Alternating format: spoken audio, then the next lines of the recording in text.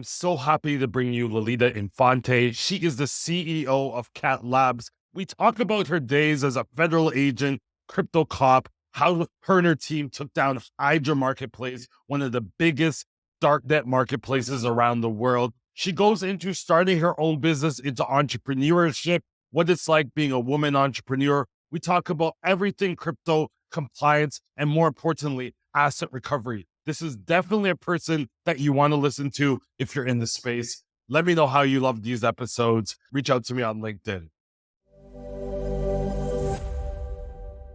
Welcome to another edition of Around the Coin podcast. We're here with Lili Infante. Lili is the CEO of Cat Labs. Lili, tell us a little bit about yourself and what Cat Labs is. Hi, thank you, Stephen. So I am the CEO of Cat Labs, and in my previous life, I was a special agent with DEA, Department of Justice, and I was what they called the crypto cop or a crypto cop. Back in the day, there was a handful of us back in about a decade ago.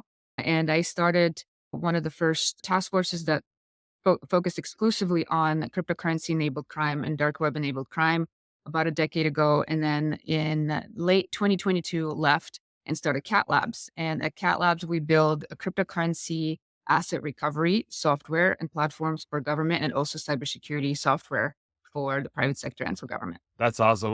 You're humble now. You know, on other podcasts, I used to hear you say you're a badass agent. And now you're like, yeah, I just did a little crypto cop. So tell me a little bit about like high school Lili. You went to both Columbia and Harvard, which is a huge accomplishment. It's actually, I've been looking at a lot of LinkedIn's lately, and that seems to be a combination there. Tell me about your academics to get into those prestigious universities. So I have like a immigrant mentality situation going for me. I immigrated to the United States when I was 12 years old. I spoke zero English, and I went into seventh grade. In the middle of the school year, I was so bored with American curriculum because it was so behind from what I was used to. Even though I didn't speak very good English, I was transferred to eighth grade in the middle of seventh grade. So I was applying to high schools when I was 12, 13 years old. So that was interesting. And I was applying to private prep schools at the time, not speaking English. I would go to these interviews and be like, hello, my name is Lili. And they were like, what are you doing? You can't study here. There's no way. You don't speak English. But I was a really good swimmer. So one amazing high school, private prep school, accepted me because I was a really good swimmer. So I got technically an athletic scholarship to go to this school. And what ended up happening is by my junior year of high school, I learned to speak English, thankfully.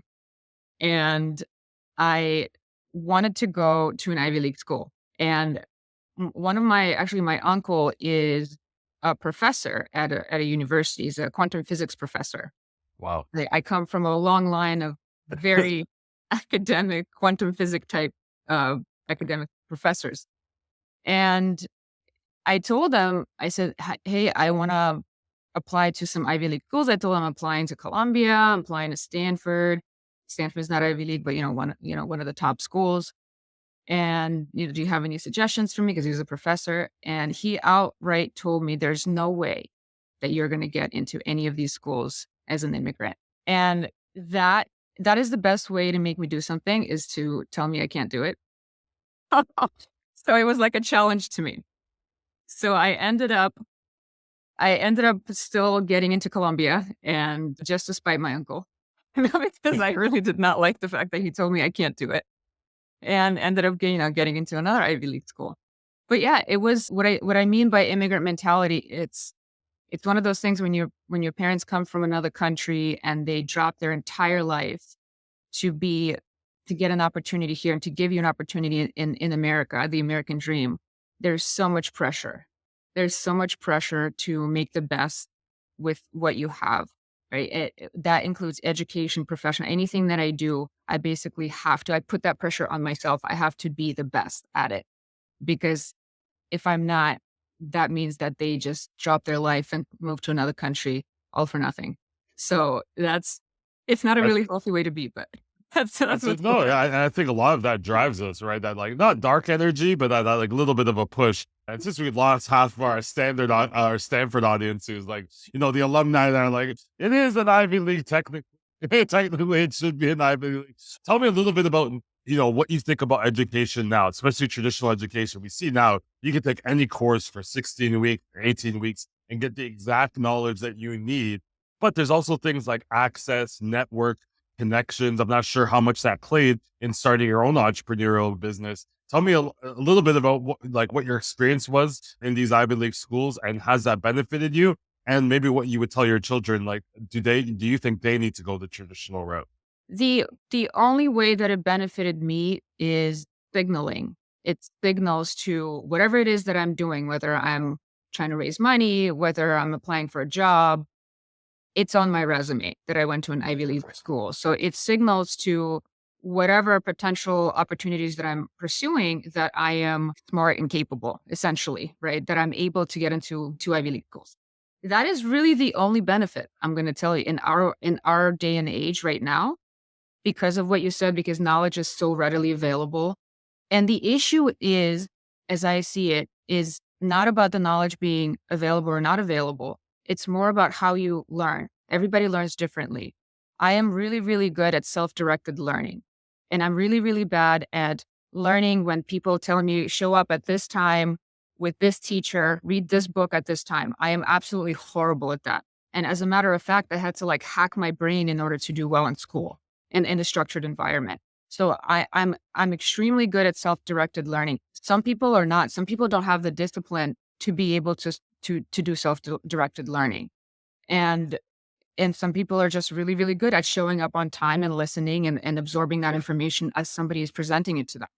So I think there's a lot of different factors to this. Is it worth spending $200,000 because you're better at somebody teaching you? I don't know. At this point, maybe not. It depends on which profession you're going into, I think.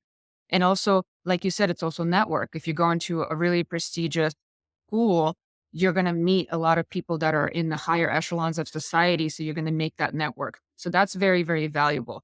Did I make use of that? No, because I was a loner pretty much and a hermit, and I just studied when I was in school. And nobody told me that the best opportunity that I'm going to get at an Ivy League school is to build a network. Is the So, people. so if I You're went going back to yeah, vigorously flipping through the yearbook now. See, I think I knew a Mark Zuckerberg. Yeah, let me see if I can hit him no, up now.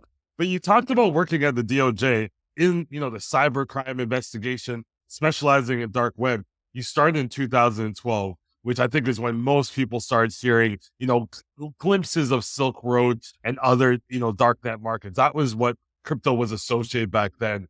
What were some of the discussions in 2012 at the DOJ as it pertained to cryptocurrency? So there was no mainstream GOJ discussion. The Silk Road stuff, this was, Silk Road was the first, I wouldn't say the largest, the first market, the first dark web market. It was really the first real business use case for Bitcoin, right? Was Silk Road.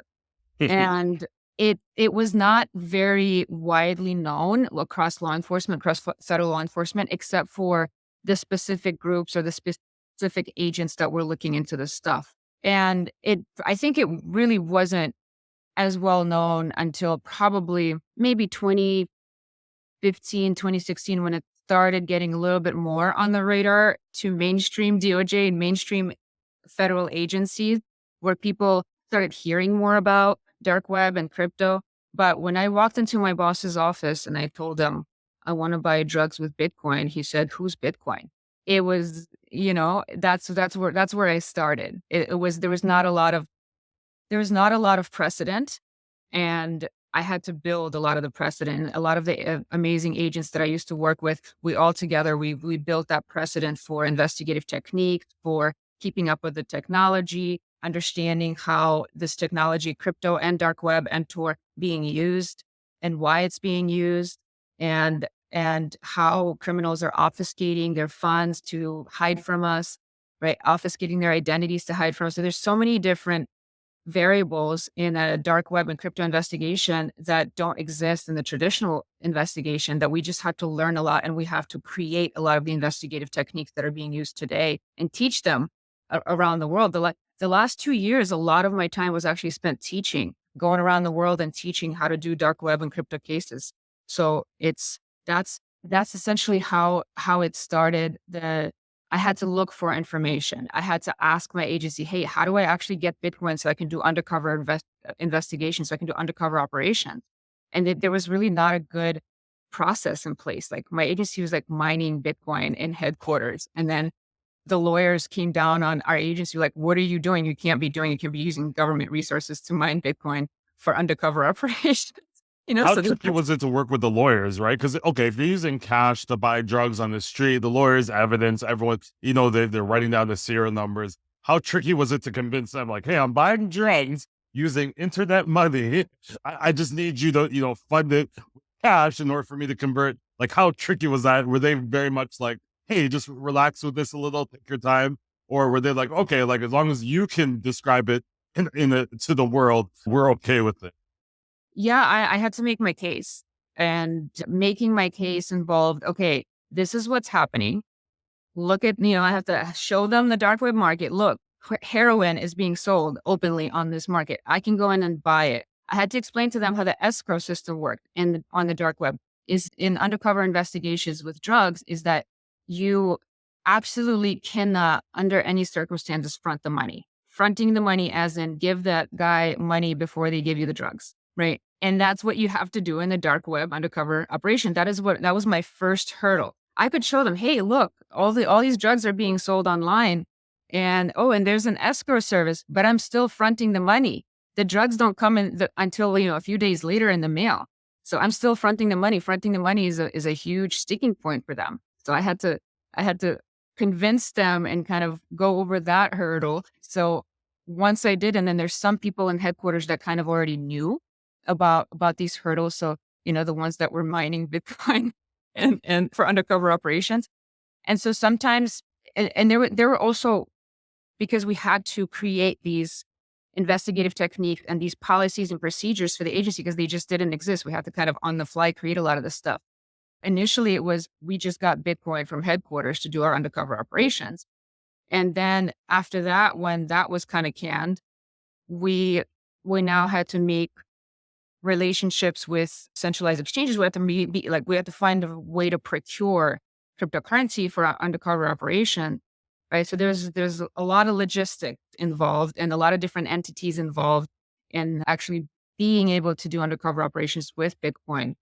And it's not just as easy as, hey, boss, can you give me some Bitcoin for undercover operations so I can buy some drugs on the dark web and find out who this, fentanyl dealer is.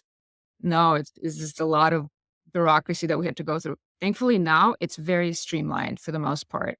Do you feel like back then the DOJ was kind of leading this type of cutting edge investigations? Could you lean on other countries like Germany, Spain? Like, was there other countries you can lean on, and you felt like people were leaning on you to kind of go through these processes and procedures? So under DOJ, there's different agencies and also Treasury, and there's other departments and Department of Homeland Security. There's different agencies that were actually doing these investigations, and or there's a couple of agents that were involved in crypto investigations. They also did not. They were also just kind of paving the way at that point. That it was so early. There is no. Yeah, I would do that. I would go ask around and be like, hey, case agent from Silk Road, what did you do here? Or hey, Yeah. like, I case agent from Mount Gox, what did you do here? How did you do this? So it was a lot of advice and mentorship that you had to get if you wanted to get into these cases and actually understand what you're doing and pave the way and start paving the way with these other amazing investigators that have been doing it for a couple of months. And at that point, a couple of months was like, wow, you're an expert. If you've been Years doing of experience. Yeah, that felt like dog years, right? Dog months. perfect. Now you offer training for this specific reason, right? You at Cat Labs offer this training to law enforcement. Talk to me and, bring me, I don't know how much you worked on the case, but Hydra market, the biggest darknet market, I think, by volume, by complexity. They had money mules, they had fast drop-offs, they had built-in mixers within internally. How challenging was, bringing down Hydra marketplace, and how much of a victory was that internally for the department? So I started working on Hydra pretty late in my career, and it was probably the easiest dark web case I've ever done. Wow. Yeah. And it's the splashiest one, but it was so easy. And I'll tell you why. The Hydra market was mostly focused in Eastern Bloc countries, and Russia was the main user. Russia, Russian users are the main users. Russia, Ukraine, Russian speaking users were the main users of Hydra. So because of that, when you have an organization that is so ingrained in Russian law enforcement, where they basically let it run. I mean, that is it's an opinion. I mean, I can't Yeah. tell you I can prove it. I can't tell you I can prove it. So it's definitely an opinion. But based on what I've uncovered when I started looking into Hydra, it was such an easy case compared to my other dark web market cases in terms of finding out where the servers are, finding out who the administrators were. It was literally I did it in my sleep. Oh, the other cases, I was like 2 years, 3 years, identifying, OPSEC, all this other stuff. They would exit scam and they would use it. It was so easy, Stephen. And what does that tell me? That tells me that the Russians could have taken it down, but they decided not to. But they claimed to the world that this is a huge problem in their country and it's the biggest problem. And I think they even had one of their detectives murdered. So they were like out for revenge, trying to take down Hydra.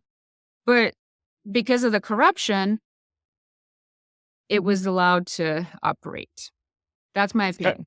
Very similar to like pig butchering now in Southeast Asia. If the scamming is the majority of the GDP in those countries, especially during the pandemic, it's either like it's they have no other almost they do have a choice, but that's the only income coming into the country. That's how they're getting paid and feeding their families. It's one of those really interesting scenarios. Was there anything interesting about Hydra that kind of stuck out to you, other than like, hey, the administrators are kind of like hiding in plain sight? Was there anything interesting or any other infrastructure, like certain VPN companies, payment service providers, that you were like, oh, this is an interesting or unique part of the case that we haven't seen in maybe other darknet takedowns? Oh, there was so much that was so unique about it. Every other market that I investigated pretty much had a very similar structure. It wasn't, yes, they had kind of a hierarchical administrative structure where they had, the main administrators, the moderators, but it wasn't nearly as much of a well-oiled machine as Hydra was on the inside. And Hydra was self-contained. You didn't have to go anywhere else in order to procure Bitcoin to buy anything on Hydra. You can buy Bitcoin on the Hydra platform. That wasn't available in any other market. So they created that infrastructure with thousands of different cryptocurrency to fiat exchanges that use different techniques to allow you to have a seamless experience, a one-stop shop. To go to Hydra, you don't have to go to whatever Binance or whatever, any other exchange to actually buy your Bitcoin. You could go directly to Hydra, buy your Bitcoin, buy your drugs or whatever you're trying to buy. And they even had career announcement. Literally, it was like that. It was running like a Fortune 500 company. It was crazy. It was like nothing I've ever seen before when I started getting into it. It was easy to identify. It was easy to take down. But in terms of the way that it was running and the infrastructure and how everything was so self-contained, they had, like you said, they had an internal mixing service, that's the one thing that was hard because, they use such a sophisticated mixing mechanism that was more sophisticated than other markets that I've seen, that it was difficult to kind of track and trace some of the fund flows in and out of Hydra, which is why a lot of the ransomware actors and cyber criminals were using Hydra not just to buy goods and services, but to actually just funnel money through. Right? You do a hack, you just send your Bitcoin to the Hydra, and then nobody knows where it comes out on the other end because they have this internal mixing service and all these exchanges that you can use to actually turn it to fiat, turn it to whatever you want. You know, it's It was very, very sophisticated. They had job openings, careers I'm assuming for no compliance or risk management positions opening up there. Maybe yeah, just no, definitely strictly not. marketing. Maybe strictly No, marketing. Like no, money definitely. mule, money mule, minimum wage, no experience necessary. No, yeah, exactly. But they also had a section, which is surprising to me, on preventing addiction and addiction help and all this other stuff. They had like a helpline for that stuff. Wow. And they had an information page about the different types of drugs and the effect that they have on your body and how you can get addicted and all this stuff. It was like, it's very well thought out. And they had chemists too. They were hiring chemists in order to test the quality of the drugs that were being sold on Hydra. It was just very impressive organization. I mean, For those listening, you said Russian base, Russian users. Where does the US play in that where the DOJ has jurisdiction? Like, I know you're obviously trying to fight, cybercrime, but, for those listening, it's like, hey, where does America have jurisdiction to intervene in what they're doing? Even though it's an illegal act, where's the US nexus there? yeah, the U.S. nexus mostly comes from actually the money laundering portion, where Hydra as a platform really being used for obfuscating funds on the blockchain by a lot of different criminals, and they don't have to be Russia based. They can be based in the US. I think the Bitfinex couple that was arrested, a Bitfinex hack couple that was arrested a few years ago, they used Hydra as well for that purpose. I mean, there is a lot of that, basically traditional criminals or cyber criminals just using it to launder money, essentially, right? They didn't have to use it just for buying goods and services. It was a really, really good way to mix funds as you're trying to hide them. Awesome. You had mentioned, and we could cut this part out. Let me just put a marker here. We can cut out the train and the doorbell. As you Right. had mentioned, actually, Binance, which is one of the most notable cases when it comes to fines, $4 billion. And obviously, FTX, Binance gives a little bit of a black eye to the crypto industry. What are your thoughts? Are they trying to make an example of a Binance? Do you think that these are the type of fines that should be done in order to kind of mitigate other crypto exchanges from following down the same path where obviously AML and compliance and consumer funds aren't at the top of the priority list for those exchanges? There are so many intricacies in the way that DOJ approaches doing these cases, especially cases against entities that sometimes could be perceived as too big to fail. And I would put Binance in that category as too big to fail. This would be if, let's say, DOJ went in and said, okay, we're just going to seize Binance servers and arrest everybody, or even OFAC designate Binance. They could have done that. They could have OFAC designated Binance, and then nobody can do business with Binance, right? Like they could have completely killed that company if they wanted to. But because of the too big to fail concept, it would just have such a negative impact on the entire industry.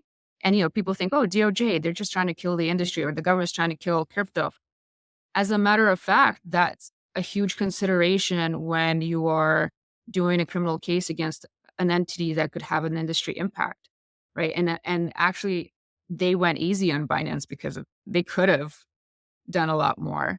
They shouldn't have, obviously, because of the industry impact. But there was just so many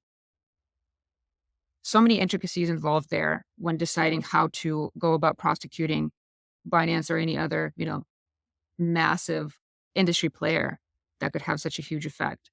And I think that the fact that somebody is pleading guilty is a big win for the government, because a lot of times they'll, in these kinds of cases, like against banks, for example, they just do a deferred prosecution. They pay a fine. They say, slap on the wrist. They say, I won't do Sure. it again. And nobody goes to jail. And nobody pleads guilty, and nobody gets criminally prosecuted. They actually did. I think they really did a good job with that, where they actually held someone accountable and not just, told them, hey, pay us this money for being non-compliant for all these years. Right. So I think it was a really, really good way to go about it.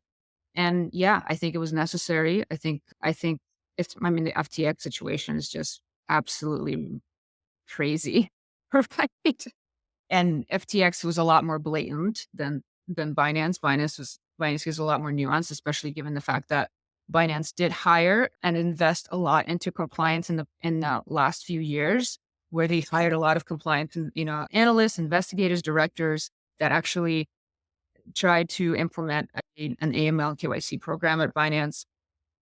But what does that teach you is that your past actions are still going to be, you're still liable for them. You're still accountable for what you did in the past, even if you tried to implement, and do better now. You're still accountable for all of that money that you made in the last however many years you were operating, not complying with the law. And that's how they got the market share, right? You don't operate, you don't follow all the rules, the slowing down the processes, the legal procedures. So now you get 75% of the trading volume in the industry. There's going to be you're going to get penalized for not doing that at some point. It's really sad. It's really Yeah, sad too that these companies, it's a strategy that they use. yeah, They know the law. They know that they need to comply with the law, but they choose not to because they want to gain that market share. Because they say, okay, it's going to be a lot more profitable for me to operate and to get that network effect and to get people addicted to my platform and to get 75% of all users using my platform and not the other guys that are struggling to get all the certifications and all the licenses and put together an AML program and invest money into that, right? So it's a strategy. And unfortunately, it works. It worked for Binance. They did gain that market share and they made a crazy amount of money doing it. yeah. So It works if you get too big, right? You have to get too big. If you're not too big and you fall short, you run into some trouble. But yeah. talk to me about Cat Labs. You're in the DOJ side, you're fighting darknet market, web activity, you're taking down the biggest darknet markets around the world. You say, you know what? Let me start my own tech stack, right? Let me create my own SaaS solution. And where did you see the void? Where did you see that gap where you're like, there's something missing here. I can only do so much on the public sector, but there's something missing that we need to kind of bridge the gap here at Cat Labs. What did you see and how did you think you can fix it? So what started happening around 2020 when the bull market started picking up is as the mainstream was picking up crypto, so were the criminals, and it wasn't just cyber criminals, it was also traditional criminal organizations, drug cartels, organized crime groups. They were all now starting to use crypto, especially with the advent of stable coins that remove that volatility and that risk from cryptocurrency transactions. So now they could transfer value across borders without having to worry about, their coins losing value. So what started happening is all these criminal organizations started using crypto exponentially more than they used to. And I kind of predicted this a few years ago when I first started. I was like, this is going to be a really great way for these criminal organizations to launder money, especially having learned the intricacies and the complexities of the traditional money laundering schemes and the risks associated with them for the bad guys, right? Crypto seemed so much easier and so much cheaper. So that's what started happening around 2020 and leading up to 2022, end of 2022, is we had a handful of agents and analysts in different agencies in the government that knew how to do crypto cases. And because now every case was becoming a crypto case, all of us now got 1,000 cases on our desk because everybody else is saying, hey, Lili, can you help me with this? I think my guy is using crypto. What do I do here? It was not scalable anymore. We couldn't just have a handful of people knowing how to do this. I started understanding that we needed to get ahead of it and we needed to make sure that every single agent, every single analyst doesn't have to get a degree in cryptography in order to be a crypto cop, in order to be able to do a crypto case. So that's where I saw the biggest gap is actually finding and identifying that cryptocurrency is being used in investigations and knowing what to do with that information, with that intelligence to get to a seizure, to get to recovery, or give the money back to the victims, whatever it is, whatever case that you're working, or identify the money laundering routes for these drug cartels, for example, it's not a scalable solution to just have a couple of agents for each agency know how to do that, right? So technology is the best way to scale knowledge and technical expertise. And that's what I decided to do. I decided to build a platform that helped law enforcement and intel analysts actually identify that crypto is being used in their cases, know exactly what to look for. And when they find it, know exactly what to do with it in order to get to a seizure. And the platform essentially exponentially increases your chances that you're going to find and recover cryptocurrency in your cases. And I think that was the biggest gap that I saw is just having to look through massive amounts of data that we gather in our investigation just to find traces that our criminals are using cryptocurrency. And this is even for me. I was doing it for 10 years. And for me, it was hard. For me, it was, Right. having to, if I seize a phone, for example, from my target, having to look through, their 50,000 photos in their gallery to see if they took a screenshot of their seed phrase or something like that. That is very time consuming. That's just one small example. In Hydra, we see several petabytes of data, 62 servers that we had to comb through, right? And make sense of the data and find out, how many assets and trace the assets. So, and that stuff is not on the blockchain. That stuff is there inside the hardware, inside of the digital data that you collect, even OSINT, right? So any kind of open source intelligence that you collect or dark web intelligence scrapes and stuff like that. You have to look at it all manually now. And there was no technology that allowed me to scale that process. And so that's what we built. We built that technology that removes the necessity for an agent or an analyst to be an expert in cryptocurrency be able to, find and recover cryptocurrency in their cases. Was your focus here more in the US? Because I've been at conferences and speaking to countries like Chile who don't have access to any tools. They're using block explorers to do their investigation. What was your focus? Starting in the US and kind of broaden, or were you like, there's countries that really, really need this, that have ambitious professionals, get them up to speed while also, catering to the North American markets?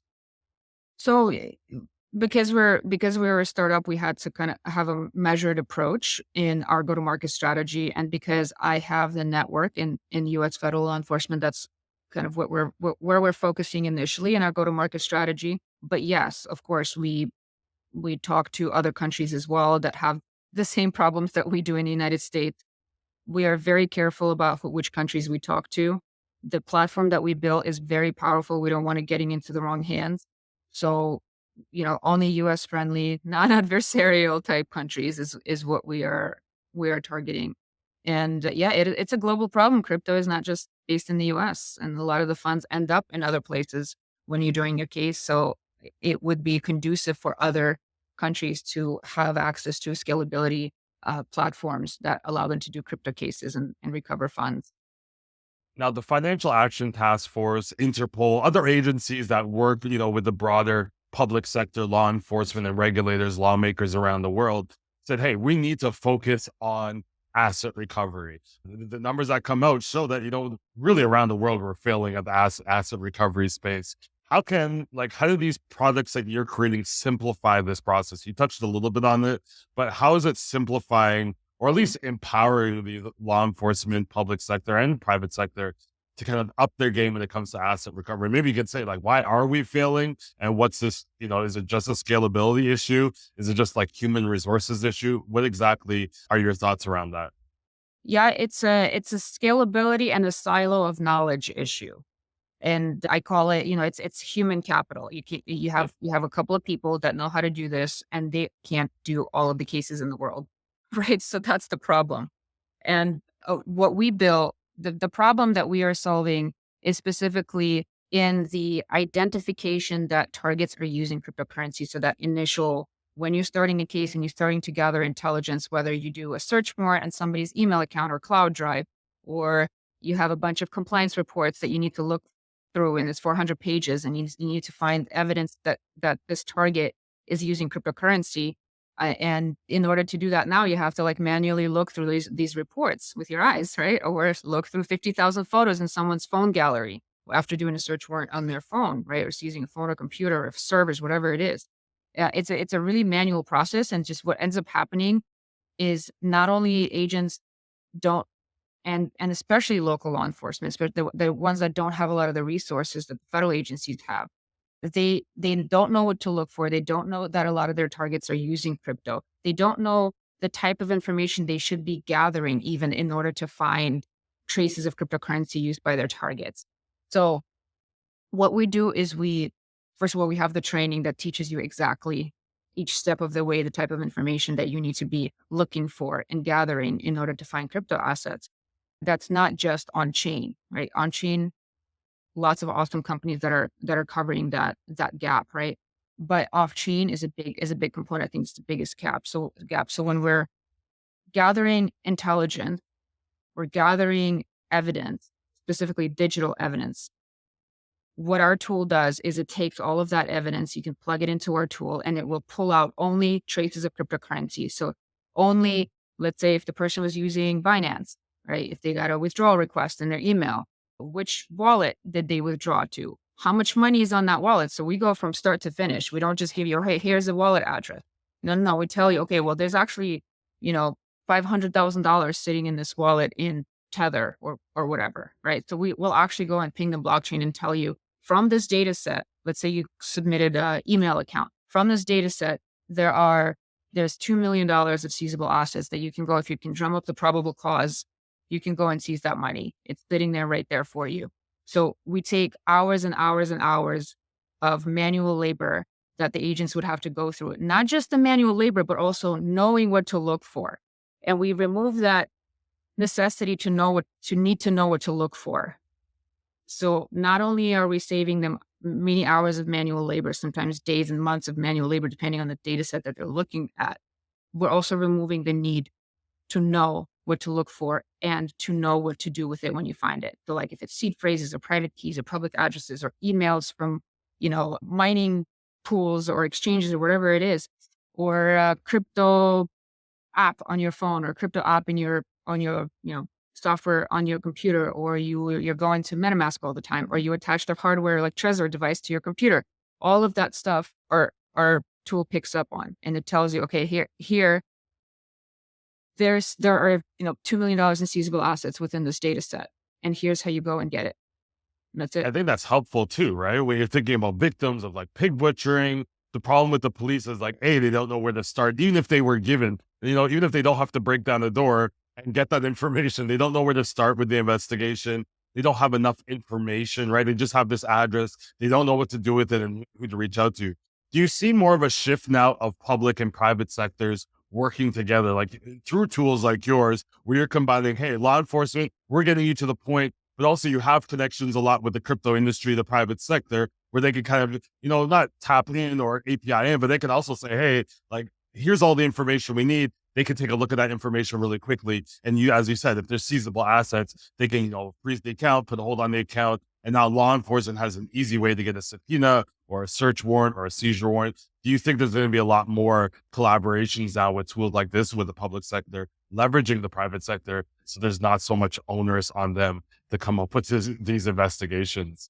Yeah, I hope so, because it's super important, and certain private sector entities are better than others and have more resources than others to actually be able to support a lot of these law enforcement requests. But with our tool kind of sits in the middle of a lot of different tools that law enforcement ends up using. So blockchain analytics tools can plug into our forensic tools, can plug into our platform, like, tools that actually extract data from servers and computers and stuff like that. Can also in the beginning of the workflow for a case can plug into our platform. So what we do is we increase the chances of recovery and increase the time to discovery of cryptocurrency assets. And we also give companies like Chainalysis TRM and like other, blockchain analytics companies a lot more intelligence to work with, right? These blockchain analytics companies are just going to be swamped with requests now, because now agents and the analysts and cops are actually finding cryptocurrencies within their cases, within the data sets and the evidence that they're collecting. So it's, I think their recovery is just going to be exponentially higher than it used to be, because of the manual process that we have right now. In order for you to use like a blockchain analytics tool, you have to know your target is using crypto. You have to have the address already to plug into the blockchain analytics tool, right? If you don't know your target is using crypto, you're not going to use Chainalysis, because why? That's not going to be 90. But the cases where the address is staring you in the face is not going to be 90% of your cases, to your point, exactly. right?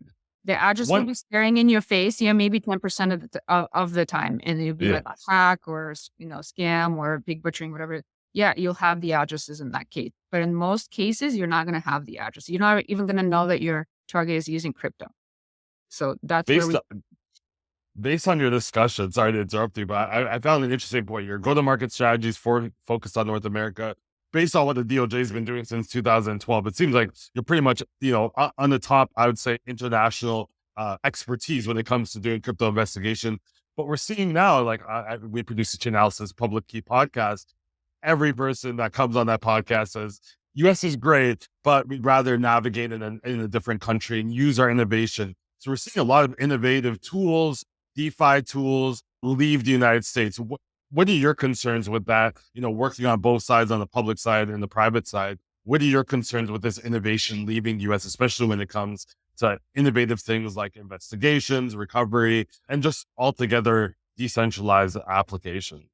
So are they saying that they are leaving because of the regulatory framework that makes it impossible for them to operate, or are they struggling to get contract for I their? think they're leaving because of I wouldn't even say the lack of regulatory framework. I think the biggest concern in the US is everything's very vague.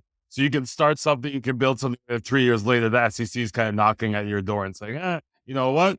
This is unlicensed security offering, or, your tool doesn't comply with, it's very vague. And, the US right now, I think, has a reputation by, leading with enforcement instead of leading with guidance. Got it. Yeah. So I'm kind of in a unique position here to have an opinion about this topic because I spent the last 10 years of my life seeing all of the bad ways in which crypto can ruin our lives, So, but I also, I'm also of the opinion that this is a very important technology that we need to grow domestically. And we need to make sure that we are not sending it overseas. We're not sending the R&D in this space overseas. And you're saying analytics companies and other companies are saying, okay, we'd rather just go to Europe, or rather go to another country that is more friendly to what we're trying to do, and it's not going to put so many obstacles in our way to actually run a business. And yeah, it's a problem, actually. It's a problem in a sense that it actually two reasons. There's two reasons why it's a problem for the United States. And I think talking to Congress and talking to our regulators, we need to understand what they value. So when you go to regulators and you say, power to the people, we need to save the crypto industry, don't kill it. They don't care. They don't care about libertarian rhetoric. Congress doesn't care about that stuff, right? So it's just going to fall on deaf ears. So when you go and you talk to regulators, you have to be in their shoes. You have to understand what they care about. And what they care about most is national security. And what they care about most also is retaining the United States authority within the world. In the United States, and most of that is actually coming from the dollar, right? The fact that the dollar is one of the main global currencies. And that's what kind of drives the American economy and drives America's leadership in the world. So what happens with taking innovation, cryptocurrency or crypto industry innovation out of the United States and pushing it out of the United States into other countries is you do two things. You caused de-dollarization because a lot of the cryptocurrency usage is pegged to the US dollar, especially with stablecoins. And stablecoins right now, like Tether, USDC, all that stuff, all of that crypto usage right now, massive volumes of transactions by the entire world, including Russia, by the way. Russia using Tether and Russia using USDC and DAI and all that stuff, all the stablecoins, all day, every day to evade sanctions, right? But if you drive that innovation out of the United States, those stablecoins are not going to be pegged to the US dollar. And what is going to happen is that the companies that issue the stablecoins are not going to be required to hold US dollar reserves. So you're going to take US dollar and you're going to break it down and you're going to make another currency like the Chinese yuan or whatever it is that they choose to peg that, that stablecoin to, more powerful than the US dollar. Do you want to do that? Probably not. Right. So that's one issue. Second issue is cybersecurity. And it's actually something that a lot of people don't really talk about as much, is the innovation and the technical innovation in the field of cryptography specifically. So like, let's forget about crypto and to the moon and coins, whatever. Cryptography is at the base of the cryptocurrency industry. The cryptocurrency industry is a way to monetize cryptography, cryptographic research, cryptographic technologies. So, and I'll give you an example. For example, multi-party computation. If we didn't have a use case for multi-party computation in the crypto industry, that technology would not be developed. Why? It would just stay in academia, and academics would just say and pontificate about multi-party computation for the next 30 years, right? Because there's no incentive, to actually take it and productize it and commercialize it. That's the beauty of the United States, is that we give entities and small businesses and, people with a dream, entrepreneurs with a dream, an ability to take their idea, to take their technology and actually sell it to someone and make money off of it, right? And that is a really, really good way to produce innovative technology, cutting edge technology that is above everybody else, everybody in the world. And why that's important to keep in the United States is cryptography is the field that's going to save us from quantum attacks by our adversarial nation states when the quantum computer comes out and they're going to start attacking our infrastructure. Our current encryption, which is all based on cryptography, cannot withstand quantum attacks. Like literally every single piece of our encryption right now that we are using on a day-to-day basis, your bank account, like everything is going to die. It's not going to withstand a quantum attack. Sounds like your uncle giving you a lot of insight. Sounds like your uncle's like sending you the paper. But you need to, so that's why we need to keep that research and development and incentivize as much as possible that research and development in the United States. We cannot drive cryptographic research and development out of our country. Like, we don't understand how insane that is. If we drive it out of our country, our adversaries are going to benefit from this research and development, not us. And we're going to be left like, what do we do now when North Korea is attacking us, all our systems? They are heavily, right? They're already doing it without the quantum computing. Before we go, I want to talk to you quickly. Today is actually the release. You're a founding member of the Association for Women in Crypto. They're releasing their Unmantle, the panel today. You went through, you had a conversation with them on their podcast where you talked about, a VC basically saying to you, like, how can you be this amazing entrepreneur and, be a mother as well?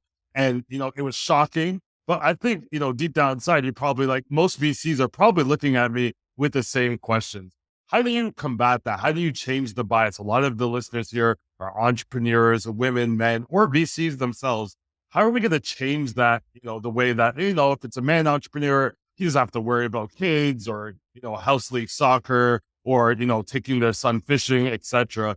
How do we change this perspective that a lot of VCs have about women and business and sustainability and growth?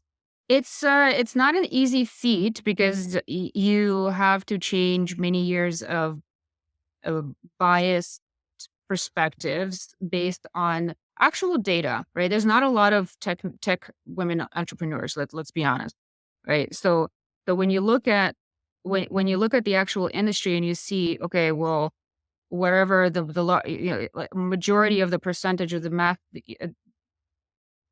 where you go, there's a very small percentage of very successful entrepreneurs in tech that are female.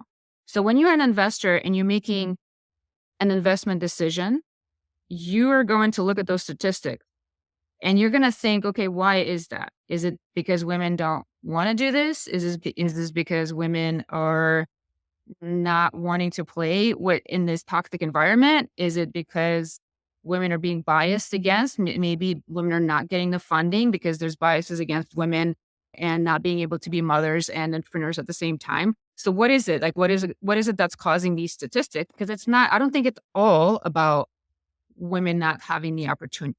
I think I was probably the most unlikely person to get funding. I had zero experience in business. I spent my entire life in public sector and I was a solo founder and a female. Right. It's like everything against me. So, and you raised quite a bit of money, $4.3 million last year, 2023, during what would say is like, it was spring, but it definitely felt like crypto winter. Yeah. And I think women need a lot more mentorship as well in order to understand the game and understand what let's say investors are looking for when they're investing and evaluating opportunities. and a lot of the female qualities and the way that women don't like to, toot their own horn, for example. And it goes against them because the men do like to toot their own horn. They will give you these crazy projections about how their business will be a unicorn. Yeah. And the women are more likely to be like reasonable, but the VCs don't want reasonable. They want what is like the most amazing thing that can happen to your business and how are you going to get there, right? They don't want to say, okay, well, what is reasonable? So that's one of the things I think just women should get more mentorship in order to be more marketable to investors, right?